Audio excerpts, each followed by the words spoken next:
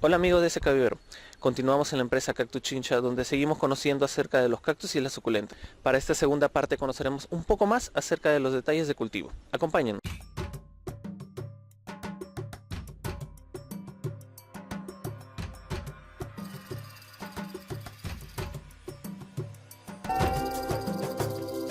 Algo muy interesante en estas plantas es que tienen un alto grado de endemismo, es decir que ciertas especies en el hábitat natural se encuentran solamente en una región específica, muchas veces bastante restringida a algunas provincias o a algunos países, ¿no? Lo que crea bastante diversidad en estas plantas. Bueno, acá en el Perú tenemos una diversidad también bastante interesante en cuanto a cactus, más que en cuanto a otras suculentas, habiendo alrededor de 250 especies, según algunos autores un poco más, según otros un poco menos, ¿no? Y les voy a mostrar algunas especies de cactus peruanos. Por ejemplo, este de aquí es un Orecereus, este otro de acá es un Melocactus, un Correocactus, que es de la región de Amazonas, y una suculenta peruana, por ejemplo, esta de acá, que también es del departamento de Amazonas, que es una Peperomia. Uno de los aspectos bastante interesantes de este grupo de plantas, de los cactus y las suculentas, es justamente que quien quiere tener una colección o iniciar un cultivo de estas plantas, pues puede tener bastante diversidad de ellas en un espacio bastante reducido.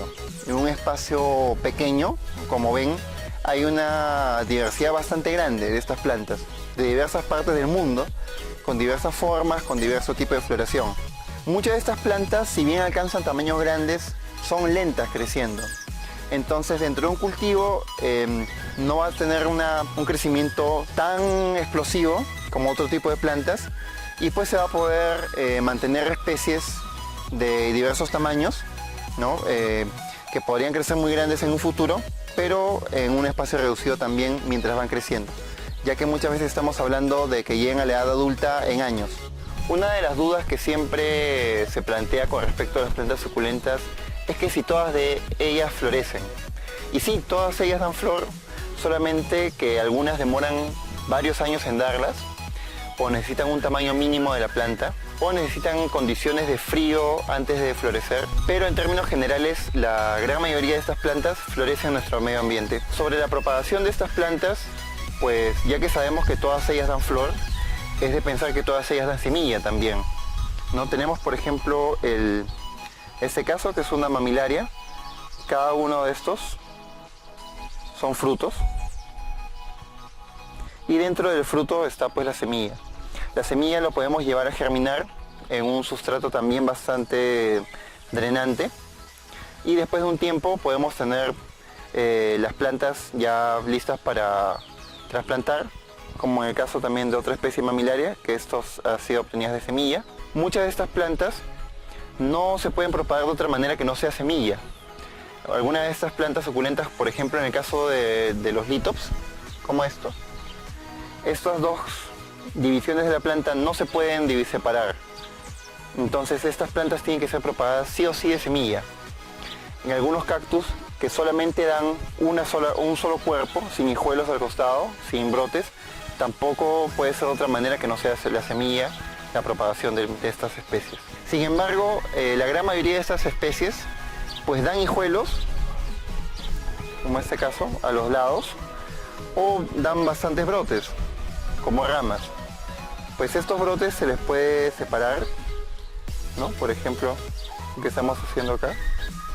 Separar un brote de la planta que vendría a ser una planta madre, llevarla a enraizar en un sustrato adecuado, y después de un tiempo tener pues una planta nueva con todo su sistema radicular desarrollado, ¿no? Y esa es una planta aparte que ya se ha propagado, ¿no? Algunos otros que dan hijuelos a los lados, pues estos hijuelos se pueden dividir, ¿no? Se pueden separar de la planta madre, como este caso, y se llevaría a un envase, a una maceta individual donde ya está lista para crecer sola. Otro método de propagación de estas plantas es el método por hojas. Muchas de estas especies, por ejemplo los sedums, algunas especies de Echeveria también, o algunas especies del género, por ejemplo, Kalanchoe, como este de aquí, pues dan brotes de las hojas que se pueden sacar de la planta.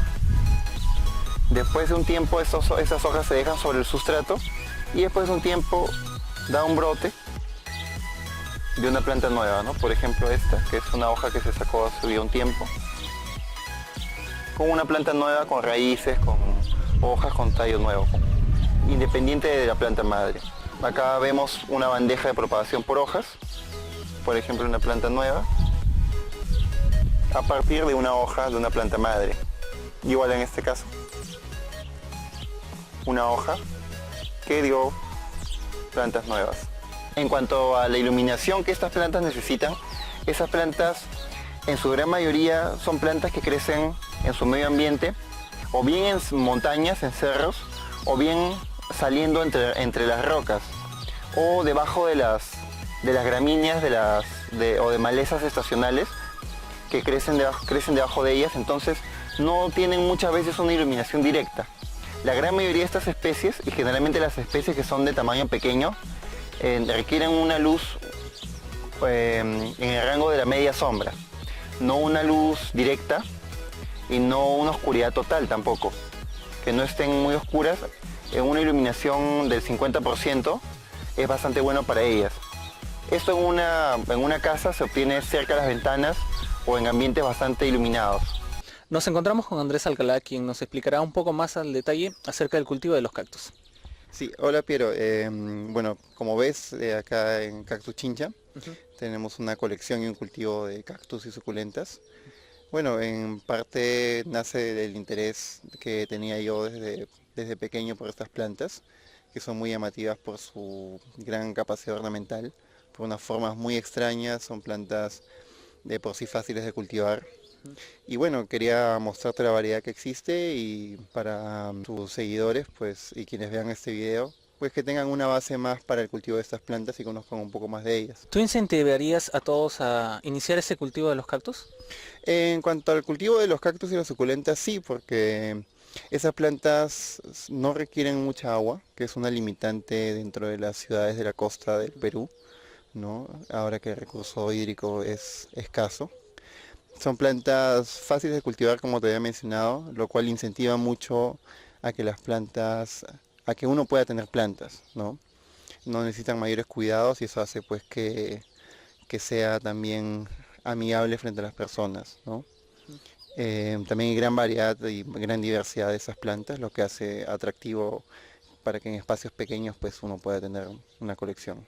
Bueno amigos, acabamos de llegar de la ciudad de Chincha y esperamos que el presente video les haya ayudado a conocer un poco más acerca de estas plantas. Si tienen mayores dudas o consultas, nos pueden ubicar fácilmente en las redes sociales que aparecerán en la descripción del video. Hasta una nueva oportunidad. Todo, corta. Estoy grabando, esto va a salir en los grupos.